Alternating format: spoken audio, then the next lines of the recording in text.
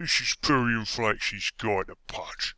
I've been told I'm like a cross between that fat cockney cunt Ray Winston and that fucking terrorist Abu Hamza. Not to mention a bit of a fucking teddy boy, which I was in my youth.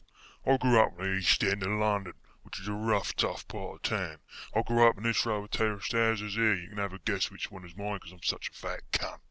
I started off life as a butcher, but when your main stock in trade is selling the dismembered body parts of your fallen enemies, business is slow. Also, I think maybe my prices were a bit fucking high. So I did what any good lad'd do from the East End when he's fallen on hard times, and I went to Hollywood.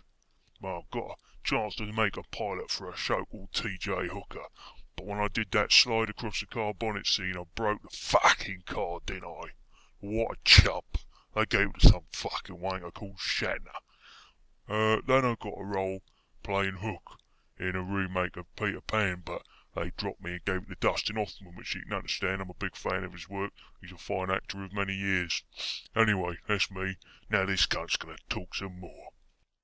I think that's probably enough of my terrible Pudge impression. Anyway, Pudge is a hero I've only just started playing, and I'm very excited by him because A, he's a big fat cunt, and I like the way he's English, even though the only English character in the game is a big fat dead guy that stinks so badly that he can kill not only other people with his own stench, but himself. And he has a hook for a hand, and he's horrible. I mean, thank you very much, makers of Dota 2, for that nod to the fair kingdom from which I originate. He has another ability. It's called Flesh Heap, I think. And what he does is he collects body parts from all the dead dudes on the battlefield, whether he killed them or not, just as long as he's nearby, sticks them in his pack, a bit like C-3PO was in Chewbacca's pack in Empire Strikes Back. And that somehow gives him a load of strength, even though you think it would make him really knackered. I was actually surprised to find out it's retroactive.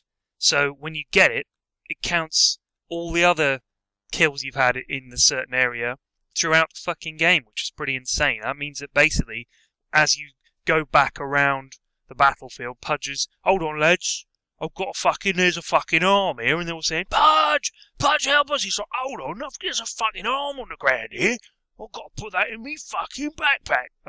It's a very strange ability, but it's a good one, I guess. His main one that he's famous for is this hook. Now, the hook is what separates a good Pudge player from me, because a good Pudge player will do things like hide out in the jungle like a paedophile, and then hook someone nice and squishy like Lich. Normally I'll be the Lich in this situation, and carve them up with his cleaver and stink all over them, and he's brilliant. People will say, well done Pudge, you're so good, thank goodness you're on our team. When I play as Pudge and I send my hook off to catch someone, I'll catch something useless and terrible that nobody wants and fucking awful, like say the complete box set movies of Madonna, or AIDS, or League of Legends, or all three of which could be considered three of the worst things in the universe. In fact, I have managed to capture on film my one good Pudge hook, and here it is. Whatever. Time to Pudge. You feel the chill. Sorry, but that was such a fucking good hook. Yeah, it was. Right. Oh, look at it go! Just running in circles, I'm so excited.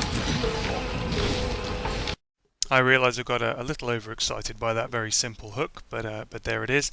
There now follows a public service announcement where I will explain some of the more obscure Cockney rhyming slang to you. Thank you.